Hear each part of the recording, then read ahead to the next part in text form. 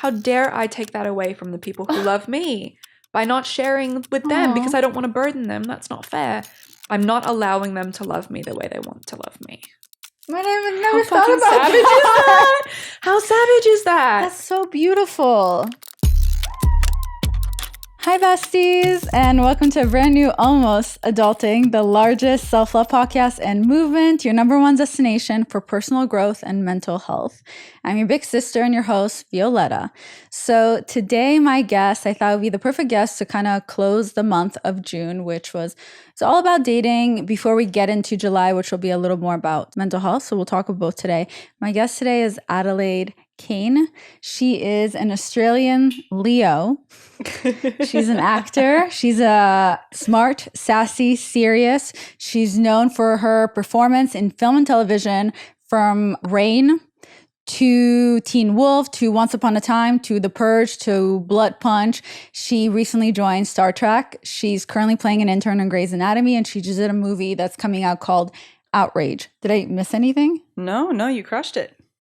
Speaking of just life in general, one of my questions was that many people struggle with finding balance in their life. So with having everything that you do, how do you personally maintain a sense of balance between work, your personal life, then also self-care, going to the doctor, all the things you need for your body? Do you kind of have any tips or strategies that you can share?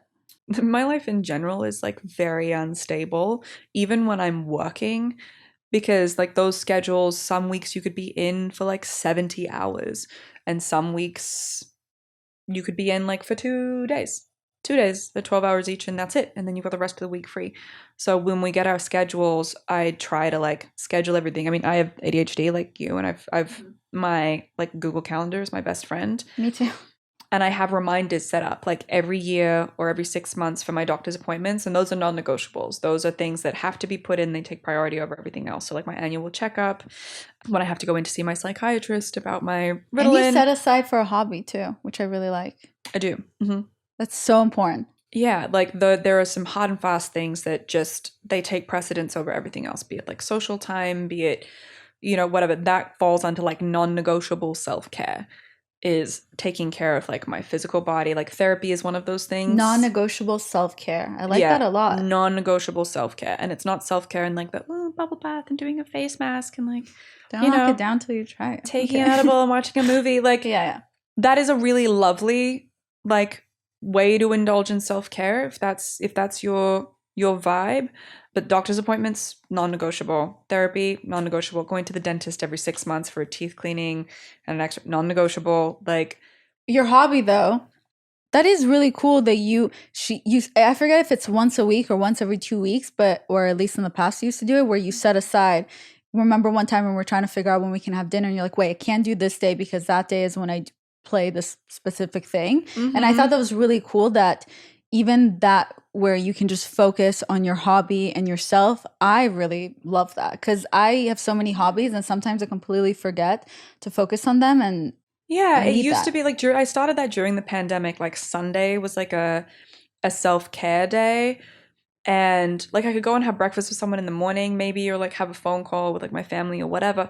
But all of Sunday was like set aside to like play a new video game or like read a book. And then it was like I was going to have a bath and like watch a movie, like by candlelight and like slather myself in lotion and like roll into bed and read comic books. Like it was a whole day of just like taking care of my body and engaging with my body and being like, hey, I'm really like grateful for you.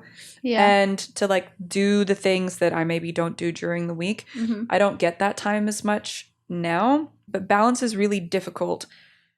It's really difficult. And on any given day or any given week, like you get 2 out of 3 things in life in general: career, your friends, or your partner. And you get to pick 2. That's so true. At certain stages in your life, you only get to pick 2. So when I'm working a lot, I have to pick the second priority. If I have a partner or friends, like in any given week, I got to pick a priority. And it's usually my partner. Which is great. And then I try to like fit in social time when I can. If I have a week where I'm not working as much, then yeah, I get to see my friends and that's amazing. That's a really big priority as well. But time fills up. So you kind of have to pay attention to, all right, if I've been all about my partner in my spare time for the last 2 weeks because I've been working a lot, I really need to set aside But you're a so day good to at see that. my friends.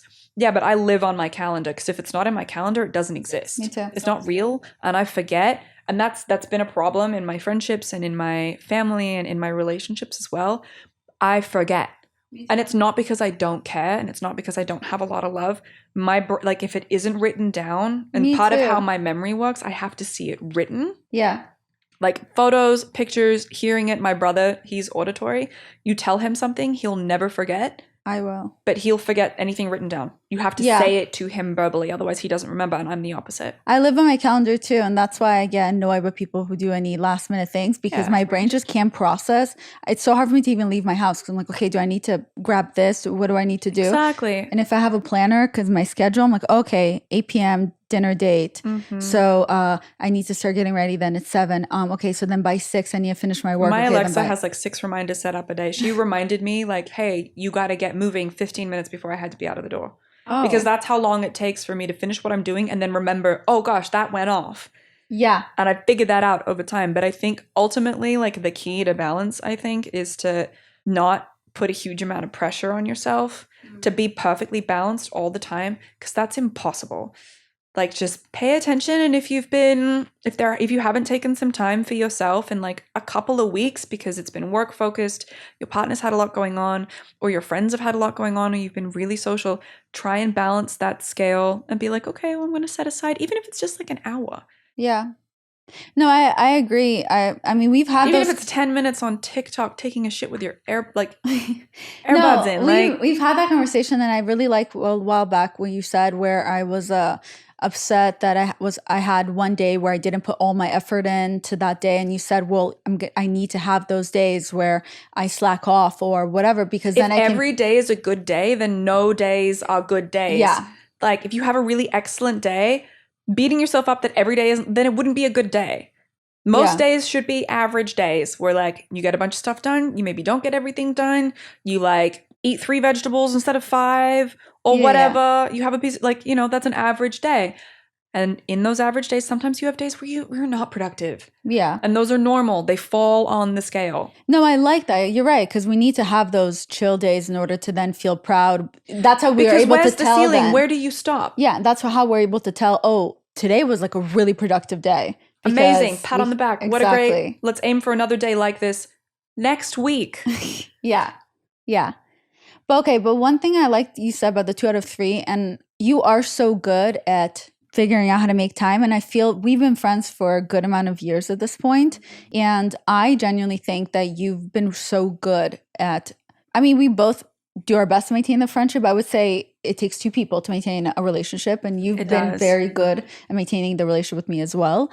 And do you kind of have any tips for people as we get older and some of our friendships fizzle out, how you're able to maintain your friendships? First of all, I think that as we get older and our lives get more and more busy, we don't have as much space for as many friendships as we used to have in our 20s. And I think that that's okay. And I think that something particularly women have a lot of difficulty with is at some point in your life, in your adulthood, there will be some people that like you don't vibe with anymore the same way that you used to. And that's okay. It's okay if some friendships that have been around for a long time aren't as strong or as serious as they used to be. It's also okay if some of those friendships just completely fall by the wayside. Right. Maybe that person isn't the kind of person that you would initiate a friendship with now. There's nothing wrong with that. And I feel like we're very hard on ourselves about friendships falling by the wayside. There's nothing wrong with that. I do think that for the friendships that you really value, that are important, that are like your ride or die people, it does take a little bit more effort. Just like relationships, romantic relationships, when you've been in a relationship for a long time, maybe you have to schedule date nights, maybe you have to schedule sex because you're like really busy. There's a way of making that like sexy and like, oh, you're anticipating and you're gonna like shower and shave your legs and you're gonna spray some perfume or like whatever. Yeah. It's not very fun or spontaneous or sexy to like schedule in friend time, but I think it's important that we do that. I also think it's important that you acknowledge that friend time can't be in person all the time anymore as adults. Like, I'm so busy every damn day, and I couldn't even tell you what I'm busy doing. Like, I'm running around doing stuff all day today after this, and like, I could blink tonight and you could be like, what were you doing? And I'd be like, oh my God, I'm so busy. I couldn't tell you what it is, but I have stuff to do and I got to get it done. But I think being comfortable with reaching out via text, with calling your friends, Right. calling them like when you're on a drive somewhere and just being like, what's going on? And reminding yourself to call these people and check in with them. I'm so bad with that. I know I'm bad with it as well, but it's something I want Yeah, to you really are. work towards this year, is not just waiting until I see my friends in person, because I only really see my friends maybe once a month. Yeah. Like I see you once a month, maybe. Yeah. Like we're close though. I consider But I don't us text with close. you every single day I wouldn't like or that. even every single week. Like I know Not with people you, that not do. you, just with anyone. No, with anyone. Even my best friends, I don't text with them every single day. I text with my partner and like maybe my mom every Yeah. day. But like shit's busy, and I know people who text with their best friends every day. I can't do that, but I do want to be better about calling my friends. And I think because I'm so used to my friends being overseas or in different cities, or I'm in a different city, I feel more comfortable like jumping on the phone or FaceTiming when I'm out of town, because that's the only way I can communicate. And then when I'm in town, I put a lot of pressure on myself to see these people in person, even though I don't really have time Oh. to see everybody in person every week. Like if I Yeah. tried to see my like 5 closest people, like you and my 5 closest friends every single week, I couldn't. I don't have time. No, if you tried to see You'd me also every kill week, I me. would be like, what's going on? You'd be What are you like, going through? What's happening? girl, are you good? Literally, It would like, you stress need to you talk out. about it. Exactly. So that's something I really want to work on in the next couple of years. But you Is did get calling better. people. I remember at one point, not You that we brought it up with me because I Yeah. wasn't initiating contact. You were reaching out to me all the time. Yeah, I completely forgot about that phase. But yeah, at one Mhm. point, I forget it was during the pandemic or what it was or what you were going through, which that's the crazy part. A lot of times I was going we through make it. everything about ourselves. So in that moment, why am I not good enough for this person? That's our thoughts, because I was going through whatever I'm going through. So now I'm Mhm. suddenly focusing on everyone else. Oh, am I unlovable? These people not love me versus And you externalize like, where is Yeah. this feeling coming from? versus what's Adelaide going through, and probably has nothing to do with me. If she's not really reaching out to me, maybe she's not hanging out with her other friends, but we don't I wasn't hanging out with no one during that period. No, That was a rough exactly. time. But once I said something, you fix it, and I believe that you're very good at But I really appreciated it. I really Oh. appreciated you reaching out and being like, hey, this is bothering me. It's hurting my feel. Like, Okay. can we do something about, like, I really appreciated you being honest about your feelings. And I was like, oh, because that's fixable. That's like a fixable thing. And I'm a big like problem solver. Like if there's, I'm very much like, all right, let's try option A through Z to fix this, and then I will let something drop. But I'm very But I think what was good too much sometimes. No, but I think what was good is that it's a whole thing of sometimes people don't know how we're feeling, and now I'm learning that you need to tell people how you want to be loved. And I really like that I told you how I need to be loved, which is people forget that it's any relationship. It's not only romantic ones where I felt that I wanted to spend time with you. I need you to reach out, but then I gave you then the opportunity because I told you how I want to be loved, and then I left it up to you. Because I remember when I finally reached out and I said something, I said, I'm not going to reach out to you anymore because obviously you seem busy, but I'm telling you how I feel. So if you want to continue this friendship and if you feel like you want to make this work, then you can reach out to me. Yeah, So, you set a boundary. And it took me a week or two because I was like really busy doing stuff. And then I did. I was like, let's have dinner. And I reached out because that was in the back of my mind. You had set that boundary. It was important. I wanted to maintain our relationship. And I was like, right, I'm going to deal with this. And then when I'm in a more stable place, and I messaged and you were open to meeting up for dinner, and then we went from there. Exactly. And when I said that, it wasn't in a way that it was an ultimatum or in a way to make you feel bad. It was more in a way where it takes two people to make something work. And I told you now how I need to be loved, and I gave it, and now it's in your hands. I gave you a choice. You can choose whether it's important to you or not. And friendships. And like I had a girlfriend of mine a few years ago who was like, you need to reach out to me when you are having a hard time. It hurts me when I hear that you've been having a hard time and you didn't.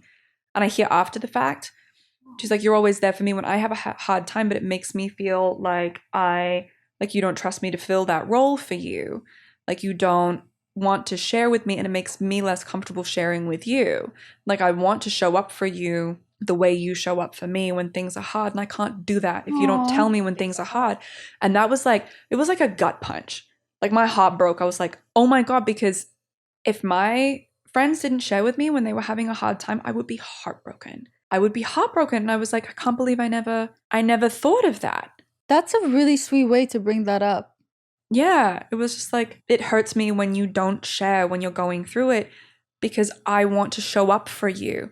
That's like, I love you and I That want to is, be there for you when you're having a hard time. And I can't do that if you don't tell me when you're but you're struggling. also, And it's that's, so hard for me to share. I was going to say, the reason I think we've gone along really well in the past is because we struggle to share. And in the past, when you and I finally met up and we suddenly both shared hardships, I would even be surprised. I was like, I can't believe I just shared that. And I can't believe Adelaide just shared that. Yeah, yeah. And it's like, we're both very much like, take care of our own stuff. And then like, we're fine, we're fine, we're fine. We just handle it like we're fine. Like, we both push through and just I know, but what deal your with it on friend our said, I own. think it's something many people, especially like us, need to hear. Like Mm-hmm. I would start crying if someone said it to me. I'd be like, how did you know? That's probably deep my inner I child wanted to did. hear. I was like, oh my God, okay. I Like, it was literally, like deeply meaningful to hear that, to hear like, I want you to, it makes me feel loved and it makes me feel like I can love you better in oh, sharing like for some, like for me even, being able to take care of someone I love when they're going through it is a way that I express love. stop. And how I'm too dare I emotional for take this. that? How dare I take that away from the people who love me by not sharing with them because Oh, I don't want to burden them? That's not fair. I'm not allowing them to love me the way they want to love me. but I've How never fucking thought about savage is that. that? How savage is that? That's so beautiful. Isn't it? And also like so heartbreaking. Like, oh my God, this whole time. It's heartbreaking because a long time ago, I told people to write themselves a love letter on my podcast, and in my love letter, when I wrote to myself, I talk about it's not fair that you only share the happy moments and not when your heart's breaking with myself. I told myself. Uh-huh. So that's why hearing out loud your friend saying it to you, I was just like, how beautiful is that someone actually said out loud to someone else? Like, Yeah. because that's what I would love to hear. So that I never thought about in that perspective how we don't allow other people to love us when we hold back our pain. I think some of the best lessons I've learned about like being a woman and relationships and like loving other people and myself, I've learned from my friends. Because that same friend years ago, like called me on some stuff, was like, sometimes I'm telling you something and you will talk about something similar that happened in your life and it feels like you're taking away, like I'm trying to share with you and it feels like you're making it about you. And I was like, oh my God, that's not my intention. That's just how you communicate. My intention is like, oh, I relate, I understand what you're Yeah. hearing, like what you're feeling. And I was like, okay, that's not how that feels to you. That's not how that reads to you, even though that's my intention.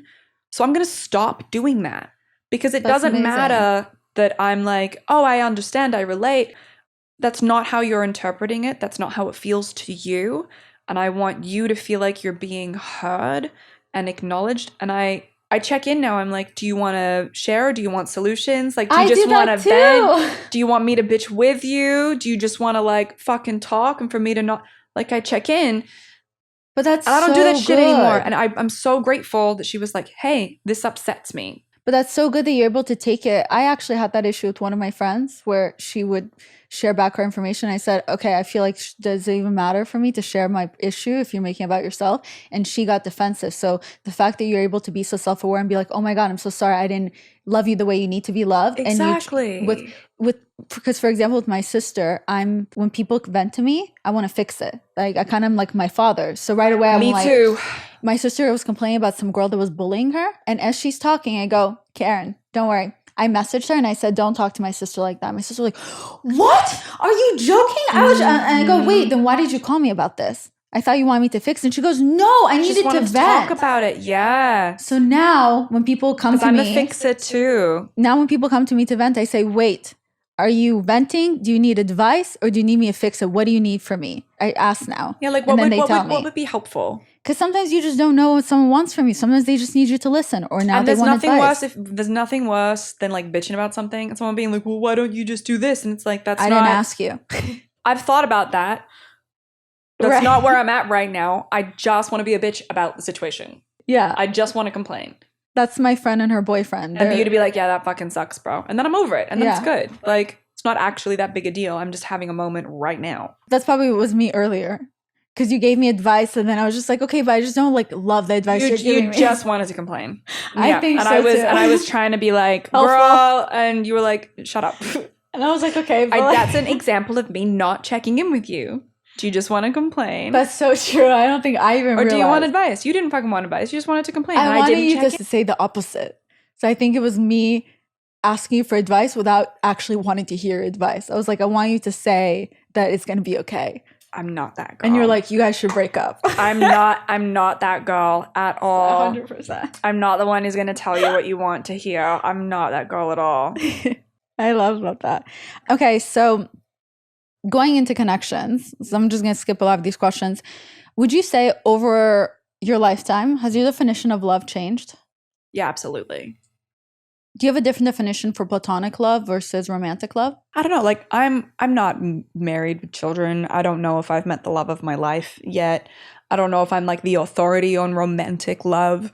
That's how you feel. Love, I think when I was younger, I used to think far more like my predominant idea of love was romantic love. Like when someone said love, like that's what I thought of. I thought of like passion and intensity and like obsession and whatever. And I think that's what love means when you're younger. And then as you get older, your definition of love changes because the love I have for my friends is the love that I would say for me so far in my life has run the deepest and has lasted the longest. Like the love I feel for my friends, you know, it's like an immovable rock at the bottom of the ocean. It's not going anywhere. Like it takes a lot for that love to be even remotely dented or scratched. And like my friends and I, we've hurt each other's feelings and like, you know, we've had rough patches or whatever. I am far less defensive in correcting my behavior with my friends than I am in relationships. And I feel like maybe that's like a toxic thing that I need to work on. But I see my friendships as like a lifetime investment. Wow. Like I want my close friends to be in my life forever. That's what I'm building towards. I'm building towards like a lifetime with these people, women in particular. Like that's what I want. That's what I look for. The friends that have stayed in my life are the ones that love me unconditionally, even when I'm a dickhead, and will tell me when I'm being a dickhead. And like 100% believe that I am capable of being the best version of myself at all times. I don't know if I've really experienced that very often in romantic relationships. In romantic relationships, I feel like that kind of love, it's different. It feels that idea is really scary to me. Spending the rest of your life with someone, it's a really beautiful thought. It is a really scary thought. I remember reading like a text post about, you know, some philosophy professor or whatever talking to his class full of like young students, and he was like, do you think love is a feeling or a choice? And all the young kids were like, it's a feeling.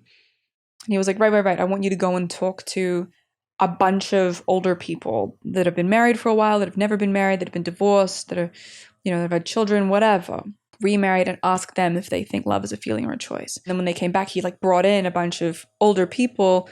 And what it boiled down to was, as you get older, love is a choice.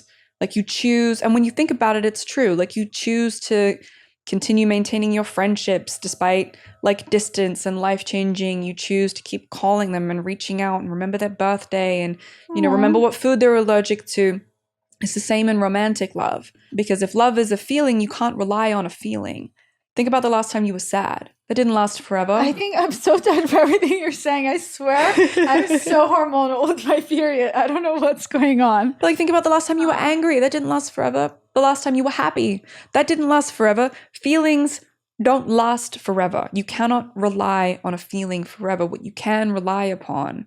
And this was a huge relief for me because I couldn't imagine feeling. Sorry, I'm so touched by how you feel about friends. Like because I'm trying to process everything you're saying, and I'm so touched by it because I'm like, wow, I put so much focus on romantic relationships, but you're so right. Your friends are just there for you so much, and then I'm like, wow, I don't think I even valued sometimes all these moments of how much my friends are there for me because I'm so focused on a person that I'm dating to love me. When a lot of times it comes with condition and terms, and your friends, a lot of them are unconditional. It does.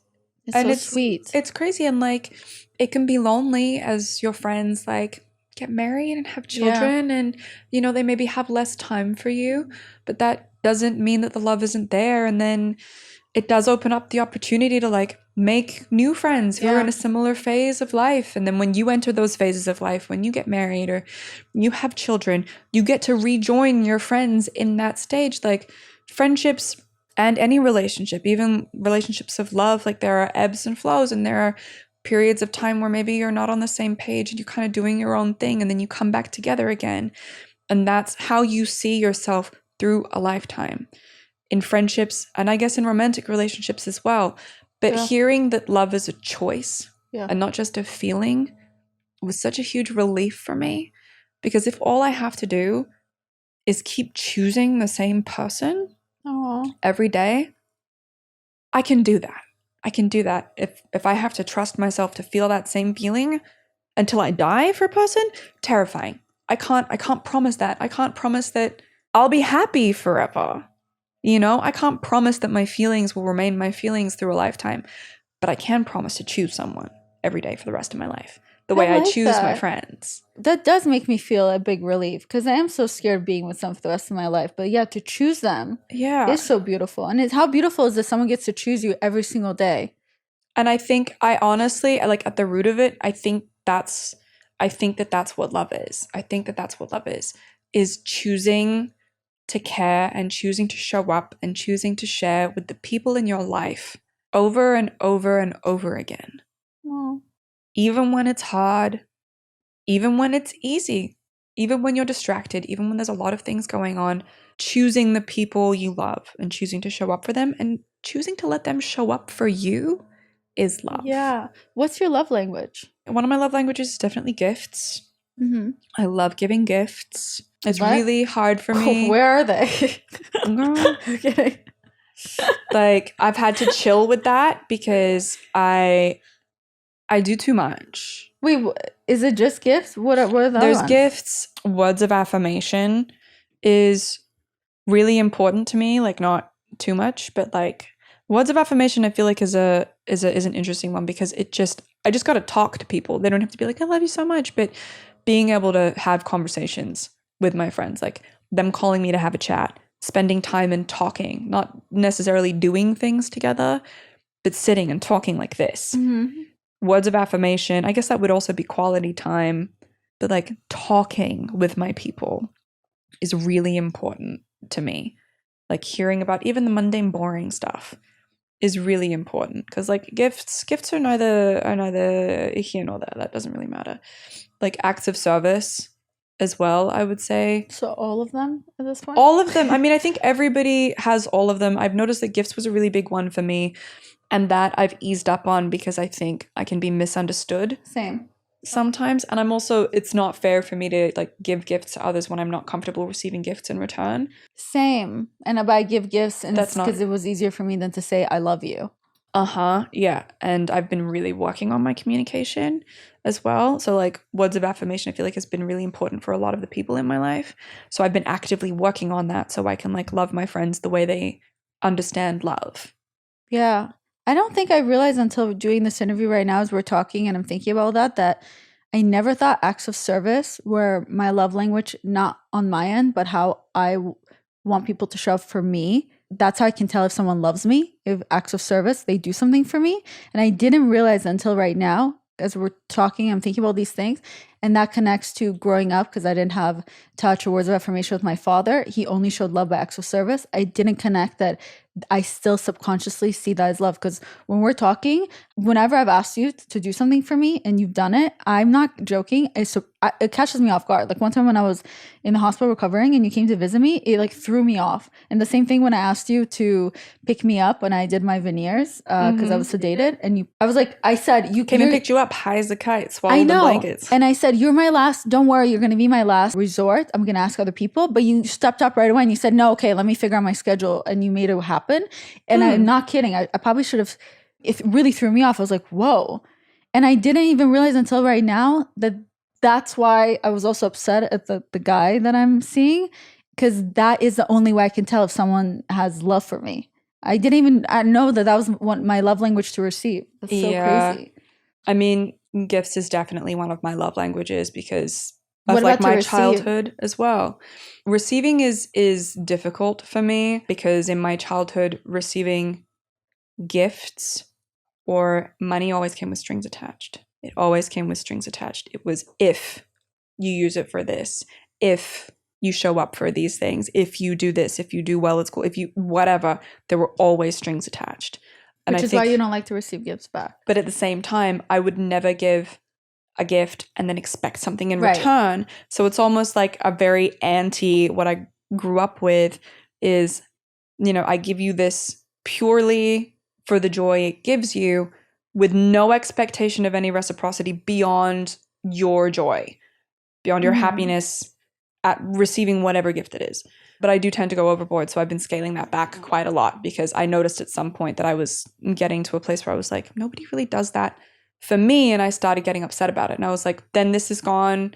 Then this isn't about the other person's joy anymore.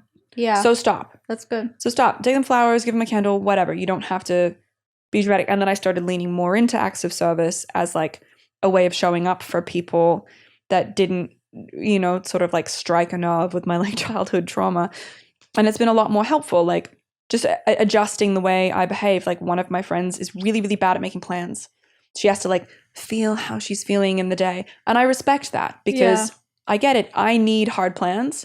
Me and too. I've communicated to her, I don't need you to do this all the time, but once in a while, I'm going to need to make plans with you and for you to stick to them, even if you're not feeling the vibe. Yeah. And in exchange, I'm going to start messaging you out of the blue to like go for a walk or grab coffee or go to yoga or whatever last minute on the day, which is so uncomfortable for me. Me too. It's so uncomfortable for me to just like when the schedule changes at work, I have like a little panic attack every time because I've made plans. It's so difficult for me to like call to make doctor's appointments or like, email to set my things that once they're set in stone. And maybe that's the ADHD neurodivergence, but when things change last minute, it can really throw me. Me too. So, we don't gel very well in that way, but I've made that effort and she's made that effort and, coming to pick you up. It's like, it wasn't like I had anything scheduled that day. You had a lunch. I did. I had a doctor's appointment in the morning and then I had like a lunch thing as well. And I was like, okay, how can I make this work? Like both of those things, fortunately, I was able to move. Yeah. So I moved both of those things forward by like an hour and a half so that I could be available to come and pick you up. That was really nice. Thank you. You're very welcome. Did I tell you how much I appreciate it? Or did I miss did. It? I did. You did. Okay, thank you. You were very high, but you did tell me. I did. Okay. And that's not a huge effort on my part to move those things. If I couldn't have moved those things, I would have let you know. But I could, and I did, and I was able to show up for you. And that makes me feel better than if I just like sent you some flowers after you were home sick. Like that means it's more meaningful. That means more to me than I didn't realize until now, but then words of affirmation. Because I thought because I got mixed up between how we show love for other people and versus how we receive. Because did you know how you show love to other people are based on love languages you didn't get growing up? So for me, it's touch and words of affirmation. That's how I make people feel loved. So I just assumed that was my love language to receive back. And that's why I've been struggling to understand why I'm not feeling loved, even with the person that I'm seeing. But now I just put the puzzle pieces together. Yeah. And I was thinking about us and you're talking about what you like with your friends. And I'm like, when did I feel the most loved by Adelaide? And I'm thinking when you show up in the hospital and then when you picked me up from my veneer thing. So that's the acts of service for me. Yeah, it's like everybody is different. And I know that the love languages is like a whole like, whatever. Yeah. But I think that there is some value to be taken from it and that it just makes you think. It makes you think like how like my partner, physical touch is very grounding for them. Mm-hmm. And I'm not the kind of person that is very like huggy, touchy, feely all the time. Yeah. But if we're sitting on the couch together, I'll make sure that like You my feet are can under be their huggy. butt. I can be huggy, but not as much as my partner is. My partner is very physically affectionate. And I know that they need physical touch like a lot of the time. Oh, I'm very physical touchy with my partner. I swing, but I make sure that when we're together, I'm in physical contact with them all the time. Oh, like every second. Yeah, so like holding hands or I put my feet underneath them if we're on the couch. I try to make sure that there's some point of contact because that's what they need. Now, I couldn't handle being like snug up against each other all the time, but I can handle holding hands or having my feet underneath them. I can handle physical contact all the time within certain. So it's like a meet in the middle. So they get Oh. physical touch from me as much as they need, and I don't feel overwhelmed. But it's so amazing how you're constantly thinking about everyone else's needs and or how to make the other people happy. I mean, that's a really good trait characteristic that you have. Not a lot of people are like that. A lot of people would just shut down and be like, well, I don't like this. I try, but by the same token, like I can be very guilty of not doing that for myself. That is true. And then getting to a point where I'm like, well, what do I need? And feeling like really unfulfilled or really unsatisfied in myself because I'm not attending to my own needs, or I'm not asking the people in my life to show up for my needs. I can be very much like I give and give and give and give, and then I don't ask for anything in return. I think because a part of me worries that if I ask for too much or something the people I love aren't willing to give, that I'll lose them. So I'm very hesitant. I'm much better at it now, but I used to be very hesitant to ask anything of the people I loved in case they didn't want to give it, and my only value to them lay in what I gave them, which is intense. It's something intense, I've worked but through. I get what you're saying. I get uncomfortable with that. But I guess you won't really know if people can love you the way you want them to love you unless you ask. You got to ask, exactly. And sometimes you might ask a friend or a partner for something that you need, and in that moment or at that time, they can't give it to you for whatever reason. And that's okay. You can go and find whatever reassurance or conversation that you need from like family or your friends. It's when that's a regular occurrence that it's a problem.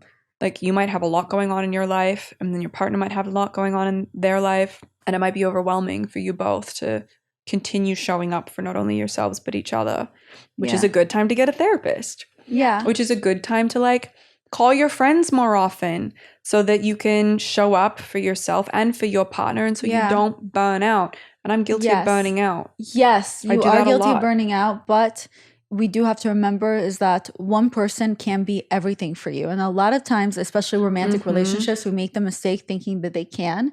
And or that they should, and it's not fair. It's not fair.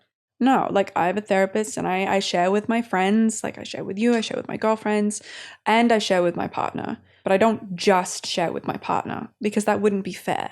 It wouldn't be fair to just be like, here's all my stuff and you're the sole, it's your responsibility and your responsibility only to help me manage myself emotionally when things are difficult. That's unreasonable. That's unreasonable. Instead, I'm like, yeah, I'm having a rough week. I would love to have like a romantic dinner with you and watch a movie. That would help me. And then the rest of the week, I don't need to be like, I need to call them every day or text them every day and be like, I'm so sad, because I know that I'm seeing my therapist and I can cry on my therapist's couch about all of my big feelings, and I can go for a walk and have coffee with a friend and like complain a little to them. And like every little bit of sharing takes a little bit of the stress away. I like that. It releases the pressure, just a little bit. And that all adds up. Whereas if I tried to release all that pressure just with one person, be it a friend or be it with my therapist or be it with my partner, it wouldn't be enough. No, I wouldn't be able to get rid of all of it. And then you would feel disappointed if they couldn't give you that fulfillment that you needed after you, let's say you went to the 5 different people relief, for that relief, instead of that one person to give you the full relief. Which is unreasonable. No one person can do that for anyone. Yeah. It's important to have like friends, whether it's in person or on the phone or like online. If you have a community online or a therapist or your family, it's important to have a community of people so you can spread it around. It's much easier. It's much easier on everyone. You know, it dilutes it. It dilutes it in the water. That's that. You're saying a lot of really trying. I hope I'm making sense. Are you joking? Had when a lot I of get caffeine quiet, today. I'm just sitting, processing everything that you're saying. I feel like these are a lot of things. Talking my ass off, just like no. It's so. Are you joking? If I'm quiet, that means I'm sitting and I'm thinking and processing everything you're saying, because it's really good stuff. Good, as long as you're processing and you're not secretly wanting to like. No, I'm like, oh my God, would you just shut up? Okay. Could you imagine? Yeah, that would make me bad at my job. No, I like everything you're saying. So you currently are dating someone? I am, yes. Right. And you kind of, in a way, was your first public time together, I would say, this year during the Oscars? Yes, I posted my partner for like the first time. I don't want to talk about them too much. I prefer to keep that relationship mostly private than not in the industry the way I am. But we had been seeing each other for a while, and it felt weird not having them have a presence on my social media. And I have really mixed feelings about that. Like, I've posted partners in the past, and I feel like it's just an open invitation for people to have an opinion and be shitty. And like I said, this partner isn't really in the public eye the way I am, and I didn't want to expose them to that. And I don't know if I'm going to be really public with my partnerships from here on out. Like, I've been burned really badly, and it sucks. And like, it ain't none of your business, honestly. Like, y'all ruined it for yourselves. You were rude about it, and now I don't want to. And now I don't want to share. Now I don't want to share, and it's hard on my partners, and it has been historically hard on my partners to date me because of who I am, and fans being shitty to them or having like really mean opinions. Like, it's been difficult, and it makes it hard for me to date. Like, you gotta have like a really thick skin to date me, and I'm not even like a really polarizing personality either. It makes me very hesitant to like share my relationship. So that's one of the reasons you keep it private, because you're thinking of your partner and their privacy. Yeah, and like, also, I just don't want to deal with it. I don't want to hear it. I don't want to see it. Fuck out of my business. Like, it stresses me out now, and like, I don't need that. I really don't need that in my life. Life is hard enough as it is, and it is upsetting though, because I want to like share moments of joy that I'm sharing with my partner, and I feel like I can't do that. So I'm like, maybe I should make a Finsta. Maybe I should make like a little personal Instagram that's like private, and then I can share when we go on holiday, and I can share when we have a nice dinner, and then I don't have to be so, oh, the photos have to be perfect, and like, what are people going to comment, and are my filters on like for poor language strict enough? Like, it would be nice to just have a social media that I can just share on as I like everybody else. Would be really nice. I have a Finsta where I share. I should do that. Yeah, I have my mom on it and a few of my close friends, and that's where I'm thinking of doing that, and moving my family, like moving my family and my high school friends onto that, because a few of them are still on my main account, and I don't want them there because like being strangers try to like talk to them, and I'm like, don't do that. Leave my family alone. Stop.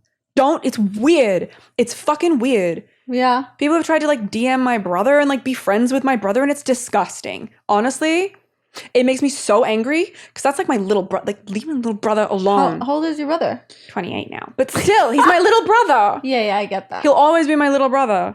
Like, that happened years ago, and I was furious. Yeah, it's disgusting. Don't do that. No, I agree. That's why don't do that. It's gross. I don't even follow my parents back on social media, because I don't want anyone to find them, and I don't want them to be harassed or anything like that. Oh, it's also like my family has had to adjust to that, and that must be so weird for them. Like, my brother has adjusted to that. Like, he's a little defensive whenever he comes into contact with anyone new, especially online, because he doesn't know if they're reaching out because they think he's a cool person, or if they're like low-key a fan of mine. My sister gets upset if I tag her. I don't tag any of my family. One time I tagged my sister. I don't tag my partner. One time I tagged my sister in a story. My sister is an attorney, a full-time mom. She has 3 children right now. Oh my God. And she has on the side a little swimsuit line for kids, for children. And when I tagged her, there was these 3 women, and then went on their work page, and they started bullying her in it. And she was crying the whole day because of me, and I felt so guilty because I tagged her, and they found her because of me. And it was That's also like, you want to support your siblings. Like, my brother was streaming for a while, and I wanted to support him. You want to support like your family, but sometimes just like the repercussions. Exactly. I tagged her brand to support, because she was having a sale, and I just wanted to bring her visibility. And instead, these 3 women went, and I think they tried to put on, and they like full on bullying her. And every post, I knew it was my fault, and I felt so terrible because I was trying to be nice, and my sister couldn't handle what it was like, and she was crying from it. It's so intense, because like, we chose to do this with our lives and be in the public eye, and like, we have learned to handle it, because I don't think anyone can handle it right out the gate. You do learn to handle it. I wish I could have taken it. Our families didn't sign up for that. I know. I felt bad. I was like, I wish they didn't sign up to deal with this bullshit by association. And our friends as well, who like aren't in the industry, they didn't sign up to deal with this bullshit. Even like friends from like high school and primary school have had people like reach out, because I've posted in my stories when I'm back home that I'm like with these people, and people go and find them. Damn. Like, my partner has a private Instagram, and people have gone to find them and like add them, and I'm like, don't do that. Stop. Leave them up. Right. Because you can't have it. Like, if you behave like that, you don't get anything. I will not feed you. Right. And it's only because in the past, when you've done that, people were very cruel sometimes to things that you posted or to your partners. Yeah, and I'm like, you don't get to have opinions on shit that you're not paying for. Like, no, I like how passionate you are, and I to quote completely Megan agree. Thee Stallion, you don't get to have opinions on shit you ain't paying for. What would you say your sexuality is? I'd say that the most comfortable term would be bisexual, sexual or romantic attraction to two or more genders. I would say that I've experienced sexual or romantic attraction to cis men, cis women, non-binary people, trans people, trans femme people. I've experienced like pansexual. I'd say pan is You're attracted to people? Pan is sexual or romantic attraction to two or more genders without a preference. Oh, I didn't realize it was So like without indiscriminately, preference. like anyone can get it at any time. Mm-hmm. I wouldn't say that's true for me. Got it. And not because I don't think that it's possible, but because historically that hasn't been the case. Understood. If I think about my history of dating and attraction, I don't think it would feel inauthentic and inaccurate for me to say I'm pansexual. I'd say I'm probably closer now. Like as I've gotten older, I would say my sexuality has changed quite a bit. I'd say when I was younger, I was predominantly heterosexual, and I experienced desire for women or femme presenting people, and like masc presenting women and femme presenting men, but I was also on birth control at the time, which can affect who you are attracted to. Yes, I just read the research on that. Mm-hmm. And since being off birth control, I would say it changes who you like. I'm definitely more gay than I used to be.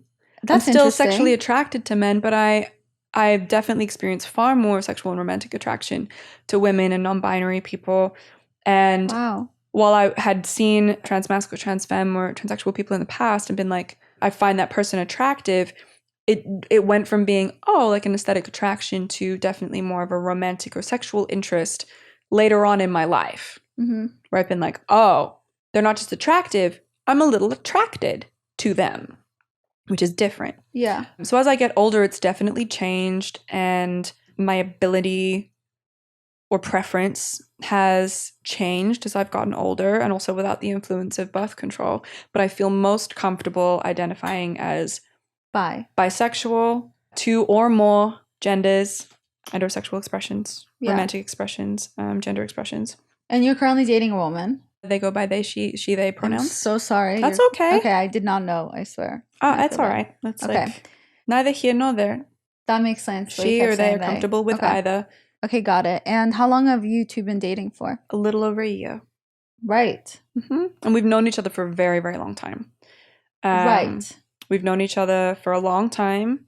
We met at a Comic-Con like almost a decade ago and went on like one date. But then we kept in touch, but it didn't work out. I wasn't out of the closet. They were. We lived in different cities, but we stayed friends, not like close friends, but like we'd message to check in, like, how are you doing? How's life? Like once or twice a year. Nothing dramatic, nothing flirty. And then they were married for a while. Right. And I was like, congratulations. I remember at the time being like really happy for them. And then they moved to Los Angeles a few years ago. And I had reached out being like, I'd love to have dinner and meet your wife and like whatever. Because we'd been strictly friends for a really, really long time. We'd been on that one date like almost a decade ago. Yeah. And that never ended up happening. And then at the end of the pandemic, I had written a list of people that I wanted to spend more time with, that I'd regretted not spending more time with pre-pandemic. And she was on the list. And so I was like, if you're game, if you're still in town, let's grab breakfast. And we went out or they reached out to me. I can't remember. She says she reached out to me. I say I reached out to her, but whatever. And we had breakfast and discovered that we were both single. Oh. Mm-hmm. She had separated from her ex-wife like sort of 8-9 months prior, and I had no idea. And we were like, let's just be friends. We're just going to be friends, which is like gayest shit ever. And then cut to 4 months later, we were like, all right. Yeah. That initial spark that existed 10 years ago is still here, so let's try it on for size. And now we've been together for a year. That's amazing. Yeah. Yeah. I remember when you guys first started talking. Mm-hmm. What has your experience been in being in the public eye and in a sense somewhat? I mean, it's not like you sat down and you created a YouTube video where you quote unquote came out, but in a way where you started dating the same gender or whatever, when you start to date other than cis men, has that been, would you say, liberating? Or yeah, absolutely. What was the reaction from other people? But it was pretty positive. Like I did sit down and decided to like come out on TikTok. I'm so stupid. And I was I quit my planning job. to, well, it wasn't, I didn't want it to be a huge deal. Got So it. I didn't really make it a massive meal out of it. But I had decided during the pandemic that it was a part of myself that I really wanted to explore.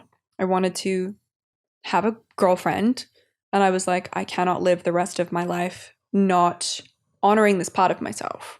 Because I'll always wonder. I'll always be like, well, what if I had, like, what if? And I didn't want to put myself through that, or a future partner either. I didn't want to like make a life with someone with a part of me always questioning, always wondering Yeah. what life could have been if I had just. And the world has changed a lot since I moved to Los Angeles. So I came out, and at that time I was talking to who would become my first girlfriend. And that was like a really wonderful relationship. But the response was very positive and very supportive. And like a lot of my fans were really unsurprised. And my close friends already knew. I'm sure you already knew. And my family was unsurprised. Really? Yeah. That's so like my sweet. brother like knew. He was like, and obviously. And my mother was like, well, I was wondering if you were ever going to come out or not. And I was like, what? Yeah, I guess now that I think about it, I thought the same thing. I guess I Yeah. wasn't really surprised either. It's never been like that big a deal. Yeah. So it's just It been made kind sense. of, I think like I've never, like it's not a big deal if you don't make it a big deal. But my mother was like, yeah, of course you are. I just figured it's mostly Ben, and if and when you got a girlfriend, like it would happen then. Sweet. So she was like, because my mom's pretty chill. So yeah, I was really lucky in that I got a very, very positive reaction. But I also, ahead of time, went into all of the filters on my social media and made sure people couldn't call me slurs and be homophobic on my social media platforms. Right. I have very strict filters in place because I don't play with that shit. I don't want to know. I don't want to see it. Fuck off. I have really strict filters on my page too. I don't care. Like on my channels and on my socials, those are mine. They're mine.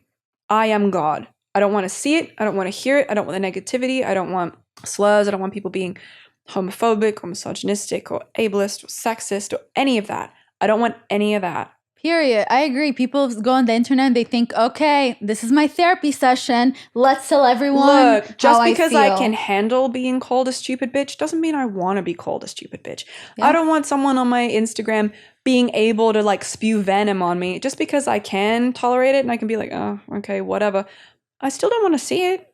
I'm with you. I removed any things where people can come to me and call me a kike. So I removed that because they used to do disgusting. that all the time. So then I was like, okay, I'm done. That's So unbelievable. Like, first of all, do you have nothing better to do? literally, no, they don't. Second of all, like, I don't owe anyone the opportunity to shit on me. I don't owe I anyone respect anything. that. I like all your boundaries. You're setting so many boundaries. I'm very impressed, and I like all Like, of them. I don't owe anybody the opportunity to like tell me their opinion. Like, you're entitled to your opinion, Right. and I'm entitled to not fucking hear it, and vice versa. Like, you don't like my opinions, you don't have to listen to me. You don't have to be around. You don't have to do shit. Like, none of us have to do anything except leave each other the fuck alone and stay in our own lanes. That's it. Yeah. Like I like 2023, mind your business. I love that.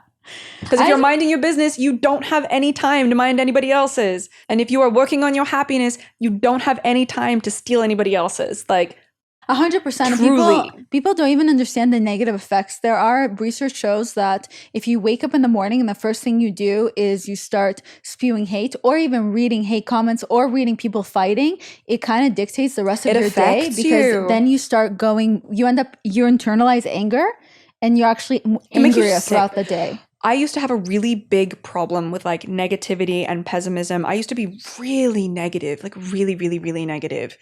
And there's a weird sort of like, you feel like you're smarter than everybody else because you're like, I feel like I see the reality of the world and how difficult it is and how shitty everything is and how like lazy I am and how people are inherently terrible and like whatever. Right. And I firmly believe that people are not inherently terrible. If everyone was inherently a terrible person, we'd all just be punching each other on the street. We'd just be murdering each other on the street. I have to believe in the innate goodness of humanity as a whole, because if we weren't all innately good, as bad as the world is, how much worse would it be? I agree. You know what I mean? I used to be very, very negative, and I used to have very negative self-talk and very negative talk about other people, mostly in my own head because I didn't have a lot of friends in high school, but I was like a really gloomy, negative person, very I pessimistic. can't imagine you being that way. Well, at some point I was like, I'm fucking miserable. I am so miserable. And I always felt like such disdain for like people who are really positive. And I think toxic positivity is absolutely a problem. Yeah. But I used to be like, ugh, and they're so happy all the time. And they like have to force being happy. And they're like, always have to force themselves to look on the bright side of things. And I was like, yeah, but they ain't miserable all the time. So maybe I'm gonna try that. And it took a lot of work. It took a lot of work because the voice in my head was like, what are you doing? Being like, I know it's a hard day, but you know what? Tomorrow's going to be a better day. You're going to wake up tomorrow and this won't be as bad and you will feel better and you can start fresh. You can start fresh. Like in the next hour, you can like I had to really rewire myself. Yeah. It took a lot of work and it was constant as well, like constantly having to check myself. Like the first thought you have is what you've learned and the second thought is who you are. So if your knee-jerk thought to seeing someone in a weird outfit at the grocery store is, oh my God, what the fuck are they wearing? That's how you've been conditioned. Because the follow-up thought is, oh, those shoes are actually really cute. I love that someone can feel comfortable expressing themselves through fashion. Yeah. The second thought is who you really are. So that first thought, that what the fuck? That's not you. That's how you've been conditioned. And the second thought, once you've had a moment for like your true self to push through all of that exterior, like learned behavior, that's who you are. So when my first thought is like, I fucking sucked in that episode. I hate myself. I'm an imposter. Do I even have a career? The second thought is like, hey, I remember how I felt that day. That was a really rough day for me. And I'm maybe being a little hard on myself because today hasn't been a great day either. That's who you are.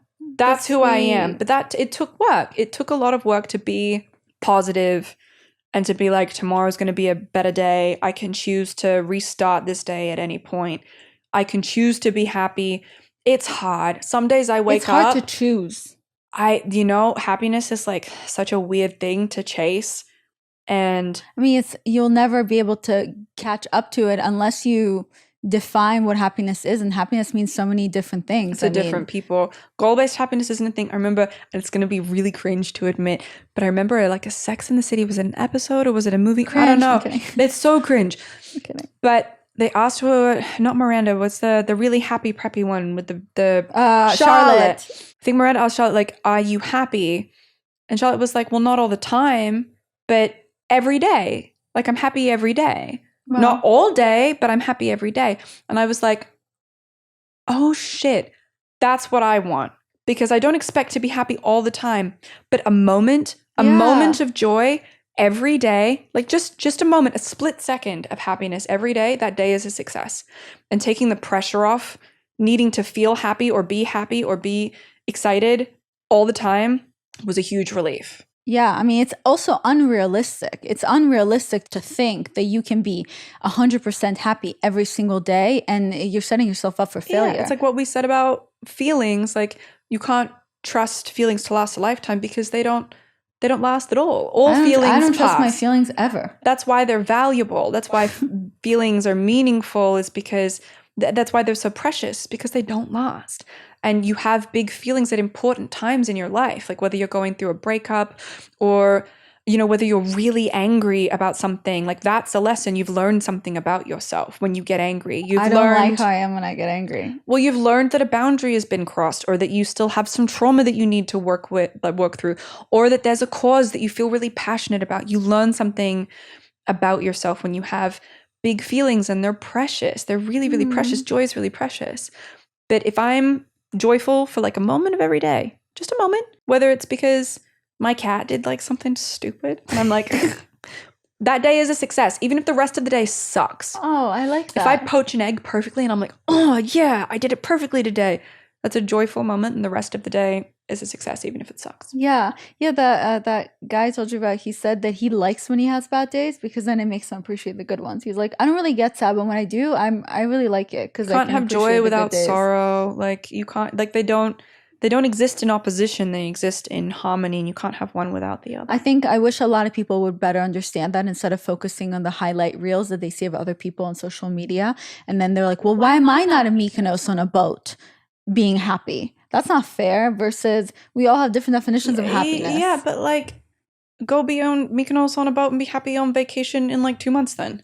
Well, I don't Because think nobody everyone is has opportunity to well, go. you know, like nobody is happy all the time. Like if you want to Yeah. go be like nobody is happy all the time. It looks that way because everybody's social media is really curated. But the difference between my TikTok and my Instagram, those are very different places. Are you more honest on TikTok? Oh, absolutely. Because that's like a trash account for me. I don't make money. It's not a portfolio the way Instagram is. Instagram is a work tool for me. TikTok was something I just started because my brother told me to, and it was like a trash account. It's like a shit posting account. It still kind of is. And I just like I don't feel pressure to post regularly, and I don't have like contracts that I have to fulfill to pay my bills on TikTok.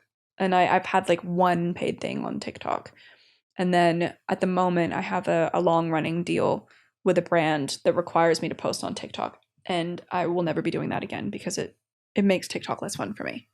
And TikTok is only fun for me because it's not really monetized and it's just a trash app. I might be like a celebrity or whatever, but I want to do that. You are a celebrity. It doesn't feel like it. But I want to do like dumb TikTok trends. Like I look back on some of my TikToks and they're so cringy. They're so embarrassing. And who? I hate when people say that like, everything's cringe. I'm like, what even is cringe? Is the person just enjoying themselves? I feel like as a celebrity, like you almost feel a responsibility to be like cool all the time. People expect you to be like cool and together all the time. And I'm like, so I'm cool. not like that.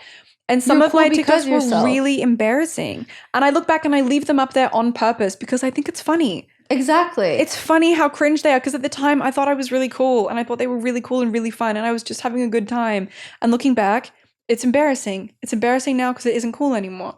But I think it's funny. Unless you did something where you had a nervous breakdown, you start crying and then you stop crying so you can set up the camera, put it on your face correctly just so you can continue your breakdown. And then you went and you did a few takes of it, and then you recorded audio over you having a little breakdown on the camera, and you were like and you kept correcting your voice and you kept like fixing your audio and be like, this was the day that I was feeling down. Wait, no. when you're going through emotion, and then you did all that and it took you like 7 hours to finally figure that out, and then you posted that TikTok, then I'll be like, Adelaide, are you good? Like, why did you do that? I did like a crying acting challenge, but it was only one take and I didn't edit it. I hear you. Look, I think it's so silly when people call things cringe. If people like video journaling, their emotional process, I respect that. No, I was making a joke because that's the only thing I can think of. But I think it's so silly when we're like, that's cringe. Because you know what? People are going to look at anything you do. Remember that some celebrities would really love to do those really embarrassing TikTok trends. And like, I did a couple of acting challenges, which is like embarrassing as a professional actor, because I feel like most people on TikTok are like, no, it's one thing if you're an aspiring actor and you do that, but you're already an established. Why are you doing acting challenges? Because it's fun. Because it's stupid and fun. Exactly. Like I want to do the like, what is your like least compatible zodiac, or like what's your red flag? Like I want to do all those stupid trends, even dance trends. I can't dance, but I would love to do like a dance trend. Because it's fun and it's dumb, and sometimes I get in my own head because I'm like, am I supposed to be doing things? It's doing things badly. Am I supposed to do things? Am I allowed to do things badly? No. Sometimes I feel like I'm not allowed to like make a YouTube video or make a TikTok or post an Instagram picture if it isn't perfect, because people expect perfection as part and parcel of celebrity. But do you think sometimes we think it's we tell ourselves people expect us to do it, and versus realizing we're expecting ourselves to be perfect, we feel the need to be perfect? Yeah, I mean, I think we feel the need to be perfect. I think that it's a projection, because I think even with this, like, you know, Gen Z, like undone, like casual, candid, anti-establishment, like anti-mainstream, like return to the grunge era, 90s, early noughties, whatever, that whole aesthetic.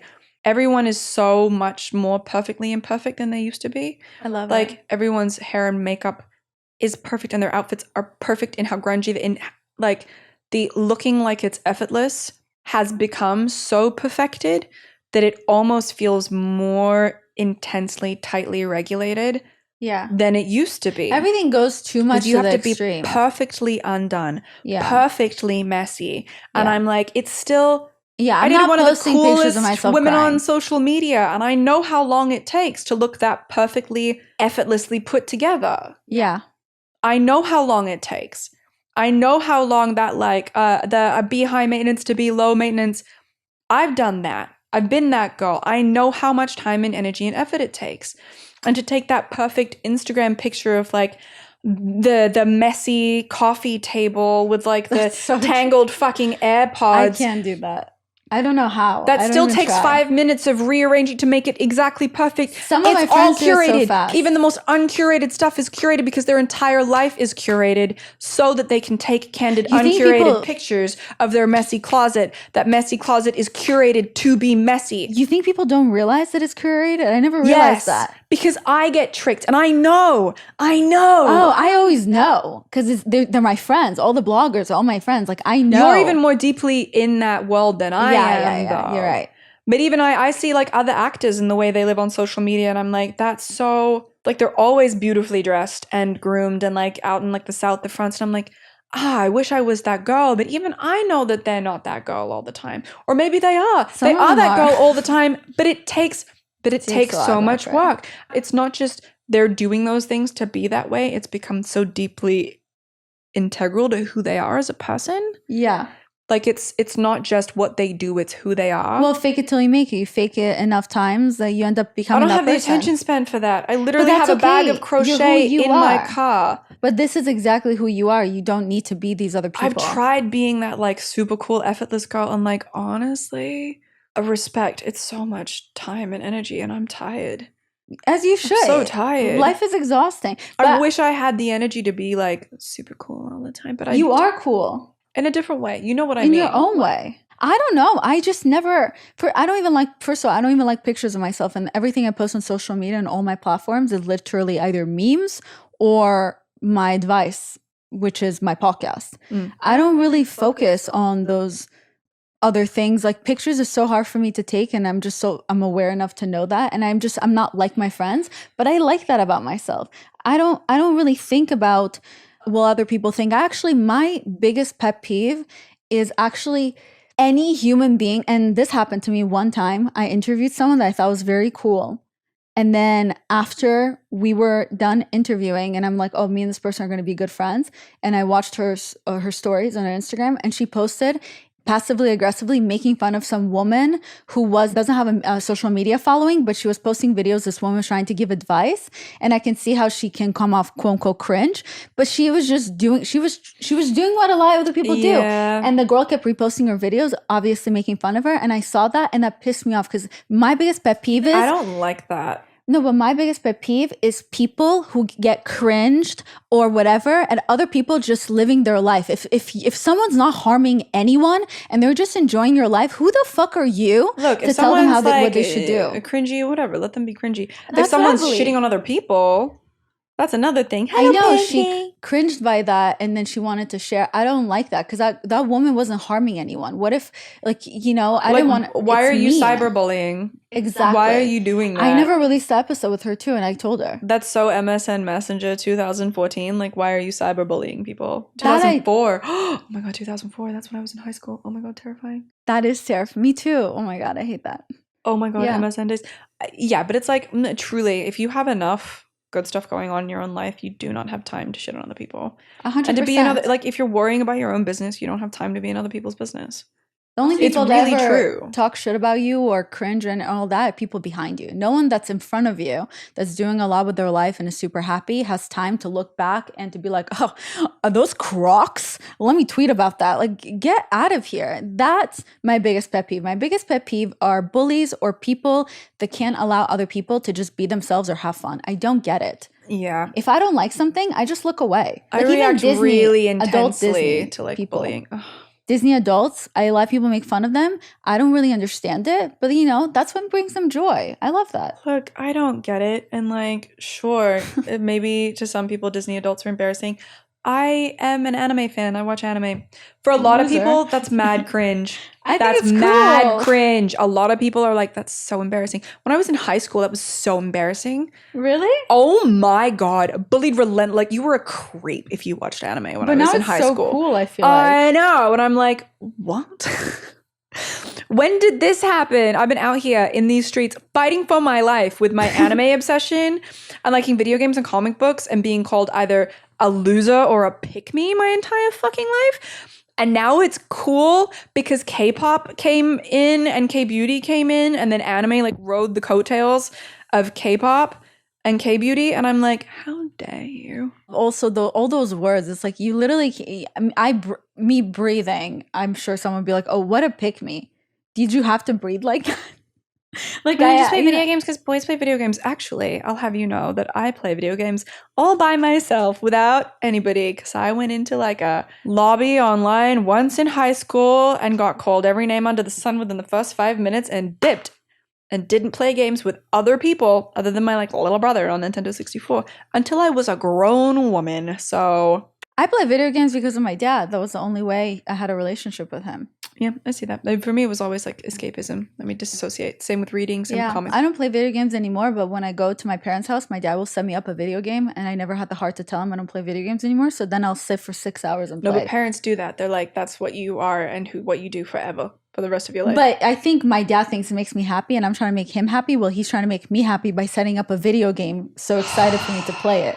So we're both trying to make each other happy. I mean, there's a lot to unpack there. I know. I don't know if we got time for that. Okay, so before we exit, we'd love to close us off with what's the best advice you've ever gotten that you want to share with the world?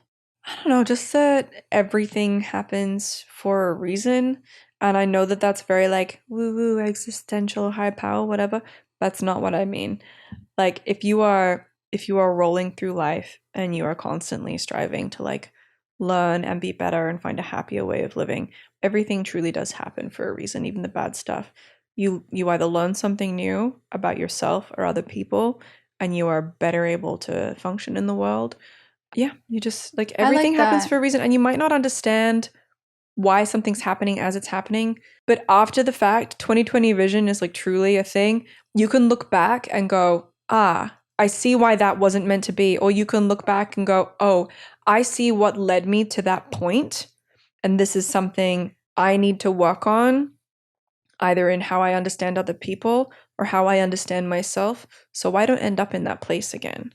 I like that. That's a good also survival mechanism, because if you just keep telling yourself that, then you won't. Because if you were just like, what is the point of all this? Instead, you're just like, well, everything happens for a reason. Okay, I can keep going then. I still have those moments where I'm like, what the fuck is the point? And why am I doing this? But going, all right, everything happens for a reason. This is hard right now, but I'm going to look back and I'm going to learn something from this that will help me avoid being in this place again in the future. It's called comfort, but it is comfort nonetheless. And what are the other options? To stop? I'm not going to stop. There are too many moments of joy and too many people that I love to stop. Oh no, I'm going to get really emotional. Stop, really? It's been a rough year. But like, there's so many wonderful things in the world. So sweet. And I love so many people. So even when shit's really hard, you think about everyone else that you love. And you're like, I'm not going to stop because of all these. No, you keep going, you keep rolling through it, and every day is a little easier, or it's a little more difficult, but at some point it will be okay again. And just look for the little moments of joy in every day, because they're there. They're there if you look for them. Yeah. Even on the hardest days, they're there. That's really sweet that you always think of other people. Oh, fuck, I try. Otherwise I have to think about myself, and that's overwhelming. I feel the same way. Oh my god. So anyway, that was really beautiful. I would have cried more if I wasn't so dehydrated today. It's all right. You cried a bunch. I cried a bunch. Okay, well, we're love you. I love you too. Thanks for having me. Thanks for coming. Thanks for having me too. Thanks for coming. You're I feel like honestly I learned so much today from this conversation and your insight and everything you were saying. It made me think a lot about how I've been going with my life or my thoughts and my defense mechanisms and all that. So thank you. I feel like it's been a really dark time for like a lot of people, and like, you know, globally, a lot of people in LA, a lot of the people I know and love, and then it's been really difficult for like a while. Pandemic aside, post-pandemic, it's been a real grind for kind of everybody. Yeah, because you have to go back into the real world. Emotionally, and the last couple of months, I feel like have been particularly bleak for most people I know, and even people I don't know, like on social media. This year feels like it's on speed. It's been really heavy this year. Yeah. for I don't even everyone know how I know. we're ending June. And I've had wonderful things to celebrate, and I still feel like the heaviness. It's out there, and it's just important to. I'm fighting for my life out here. I'm like holding on to the people I love and the joy in my life with like both hands. I feel like we all got to do that when shit's dark like this. Like we all got to really hold on to the good things. Yeah. When stuff is hard, and I really feel that. And this June gloom has got me mad depressed, bro. I'm really sorry that now I feel I'm sorry I haven't checked in with how you're No, doing. it's I'm so okay. sorry. It's like not that deep. It's just been, trucking through it one day at a time. Okay. Well, I And need to being be. able to show up and like pick you up from doing your veneers, it makes me feel needed and wanted, and like I'm contributing, and it makes me feel good that I can like be helpful. Yeah. It gives me self-worth to like show up for you and show up for my friends and show up for myself. I'm like, yeah, I'm fucking doing it.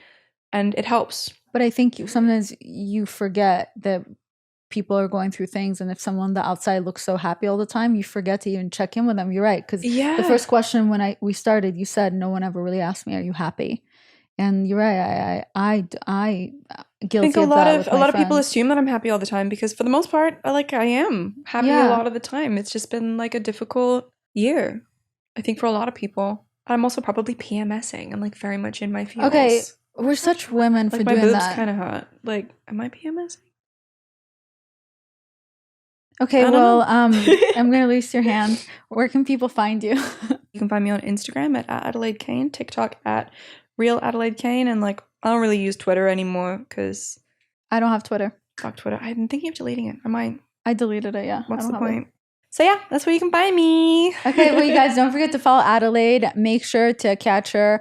Watch the rerun of Grey's Anatomy of last season, Season this past 19. season that she's been on, and the next season when she comes back again when the strike is over. Mm-hmm. And check out all of her new projects. Obviously, I'll put everything in the description. Feel free to DM her, but not her family. And thank you so much for enjoying this episode. I love you. Happy end of June. Bye. Bye.